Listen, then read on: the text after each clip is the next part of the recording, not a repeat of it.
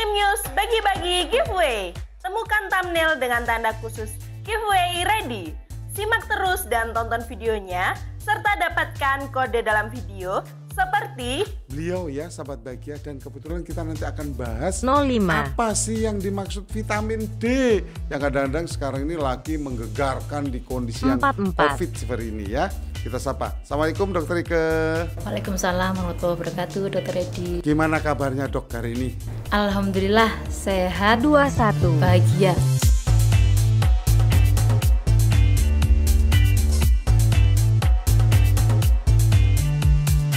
Jangan lupa follow sosial media Instagram Jatim News untuk mendapatkan pengumuman pemenang giveaway. Paling tidak membutuhkan tidak sekedar pemahaman, tidak pula sosialisasi, tapi ini semua kerja bareng pemerintah provinsi, pemerintah kabupaten kota, semua aparat negara untuk mengingatkan, terutama RT RW-nya disampaikan bahwa mudik boleh, tetapi bagi mereka yang sudah melakukan vaksin baik pertama, kedua, dan booster.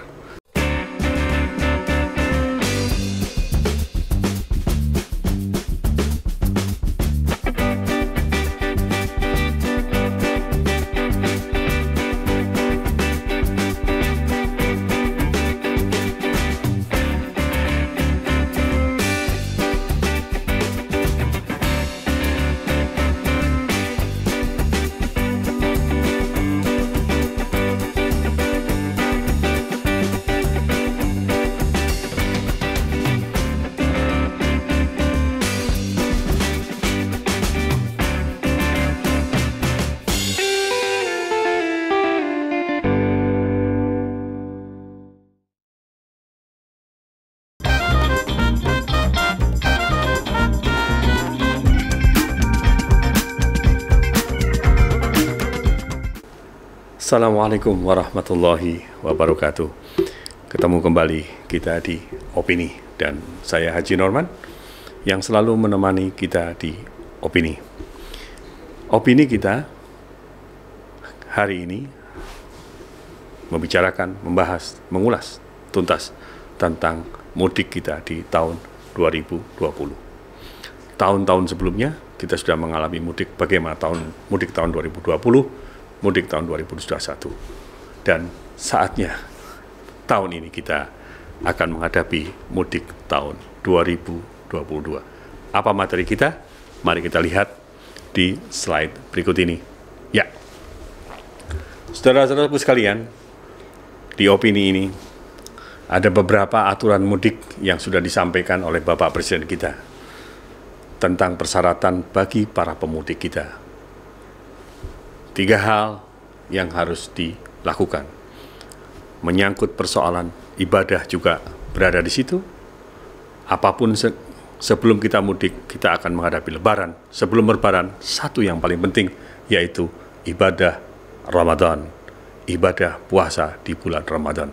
Tentunya, disitulah para muslim kita di Indonesia, para jamaah kita di seluruh Indonesia dan seluruh dunia, akan fokus mulai dari hari pertama hingga hari yang terakhir untuk mereka melakukan sholat tarawih.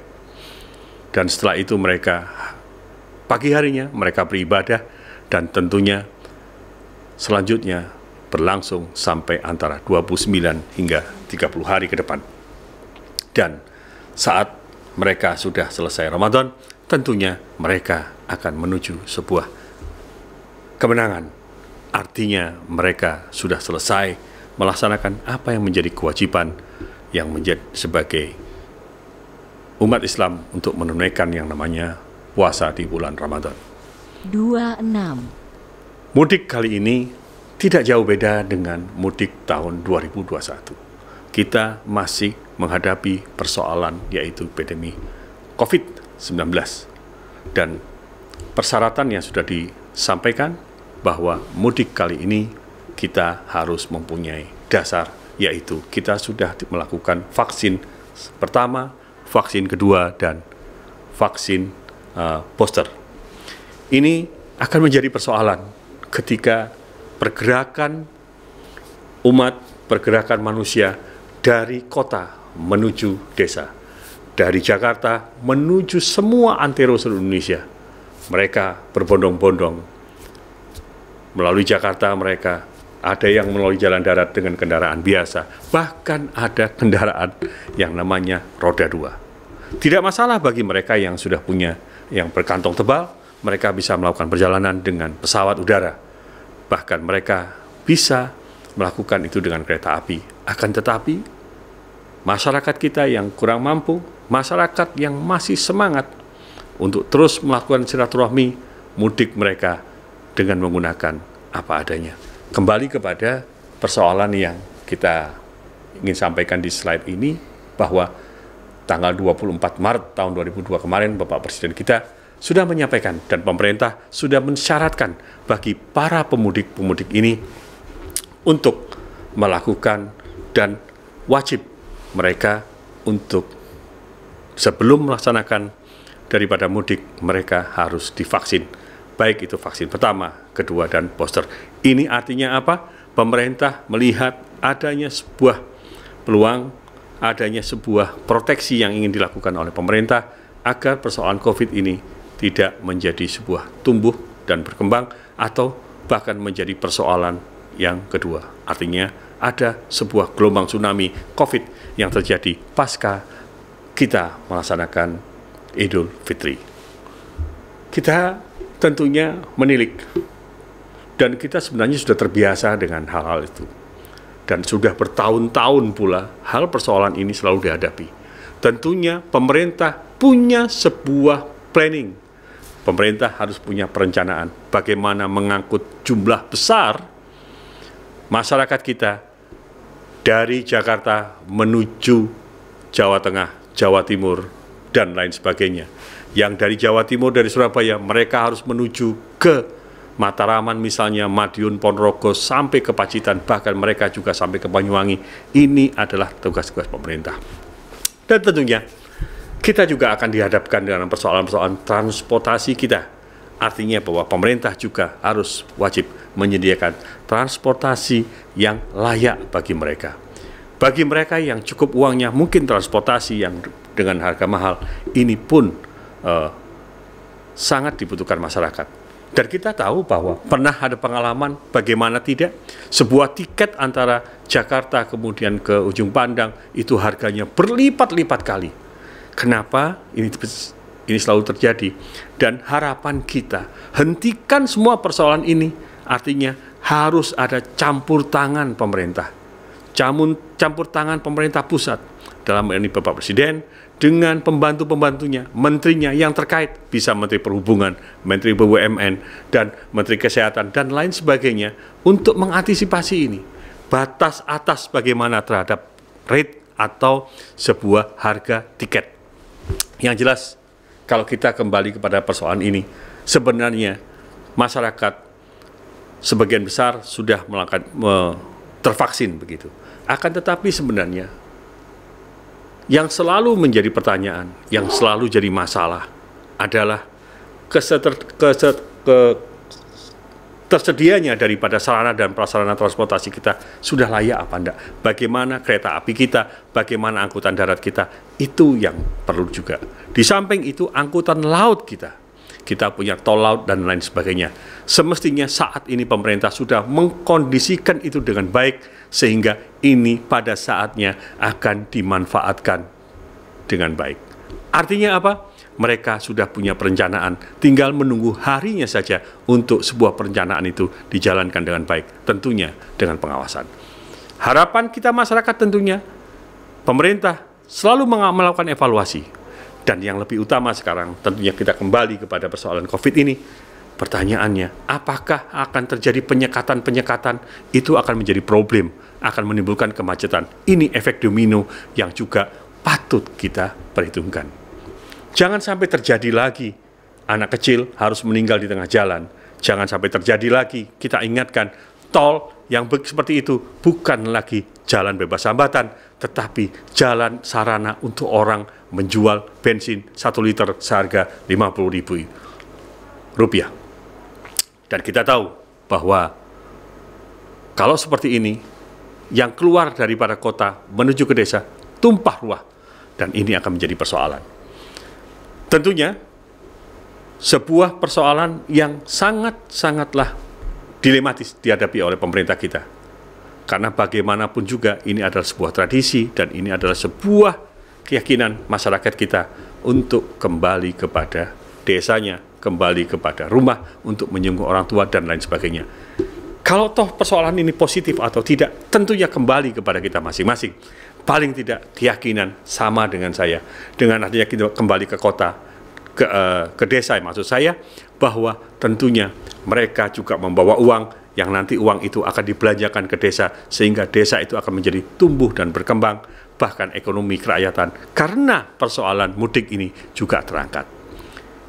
Yang ingin saya fokuskan juga adalah persoalan bagaimana COVID ini, bagaimana standarisasi daripada persyaratan orang untuk mudik. Ini harus dimulai dari mana, itu yang harus dipikirkan. Ini juga harus diperiksa di mana, itu harus kita pikirkan. Dan ini akan dilakukan seperti yang saya sampaikan tadi, penyekatan atau pemeriksaan di mana, ini akan jadi masalah. Paling tidak, membutuhkan tidak sekedar pemahaman, tidak pula sosialisasi, tapi ini semua kerja bareng. Pemerintah provinsi, pemerintah kabupaten kota, semua aparat negara untuk mengingatkan, terutama RT RW-nya, disampaikan bahwa mudik boleh, tetapi bagi mereka yang sudah melakukan vaksin, baik pertama, kedua, dan booster. Slide kedua, kita akan melihat. 14. Sudah jelas di sini bahwa di Jawa Timur, Ibu Gubernur kita sudah melakukan antisipasi itu. Beliau melakukan percepatan daripada vaksinasi. Tentunya, yang perlu juga diingatkan kepada beliau, masihkah ada masyarakat kita yang belum vaksin pertama dan kedua? Tiba-tiba harus booster. Dan ini pun vaksinasi booster juga harus disiapkan dengan jumlah yang seberapa, dengan kesediaan daripada vaksin yang berapa, itu juga harus dipertimbangkan. Kemudian, bagaimana dengan ibadah Ramadan ini pun, karena mereka juga akan berkumpul di masjid, dan ini persoalan yang tentunya tidak mudah. Akan tetapi, janganlah persoalan dipersoalkan, karena mereka juga ingin beribadah. Tentunya, saudara-saudara sekalian, di opini, kalau tidak tadi kita membahas tentang vaksin yang menjadi persyaratannya, tentunya yang menjadi pertanyaan masyarakat, jangan saja kita dihadapkan kepada persoalan syarat untuk orang itu ingin mudik. Akan tetapi, ketika pemerintah sudah membuat keputusan, maka pemerintah sendiri juga harus menyediakan sarana dan prasarananya. Ketika saya sampaikan tadi, apakah dengan peduli lindungi itu sudah cukup? Atau dengan surat? Atau dengan yang bagaimana?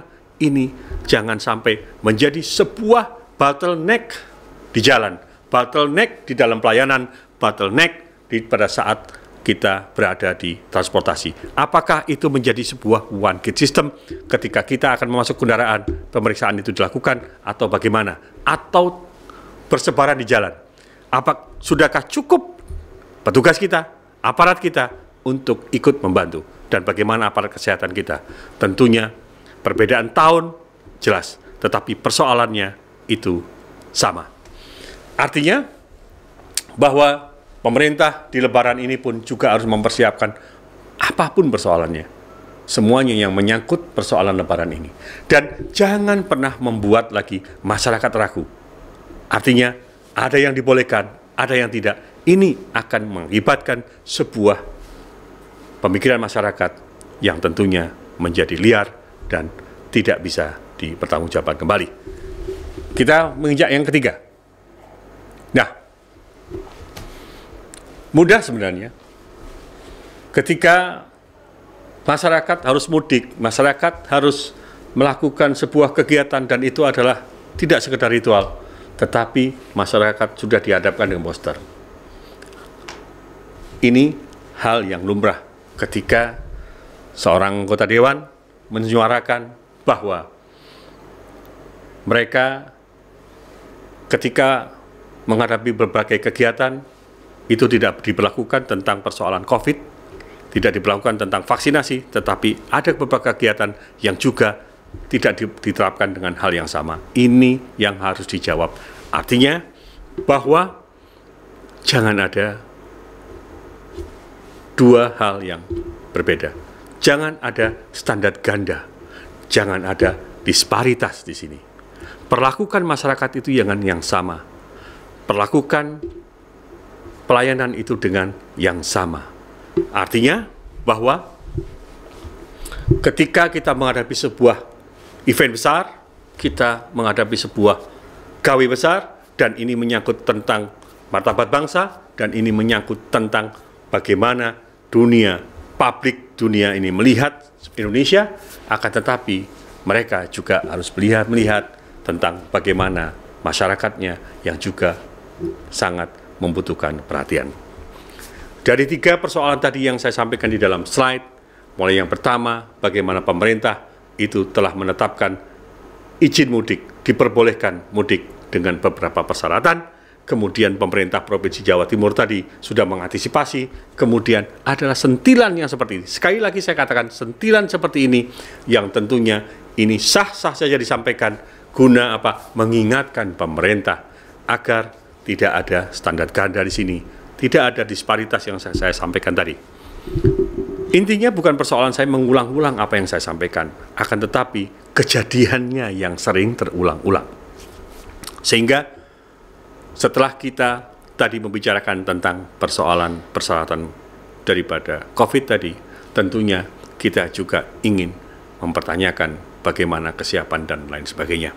Saudara-saudaraku sekalian, di opini ini sengaja kami menampilkan 3 slide ini dengan harapan bahwa kita berpikir cerdas.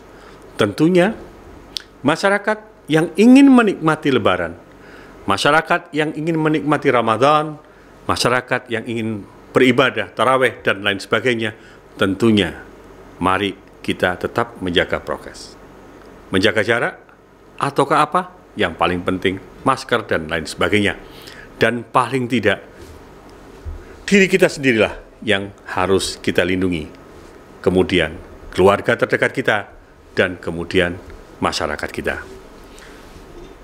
Tentunya, ketika kita dipersiapkan, harapan saya pemerintah, baik itu provinsi, kabupaten, kota, wabil khusus pemerintah Jawa Timur, tentunya tidak saja persoalan-persoalan yang tadi disampaikan tentang percepatan daripada vaksinasi, percepatan vaksin ketiga booster, akan tetapi juga harus memperhatikan bagaimana persoalan ini harus segera terselesaikan. Karena jarak waktunya cuma 1 bulan. Kita hitung 1 bulan awal puasa, kemudian mereka sudah harus memasuki masa mudik.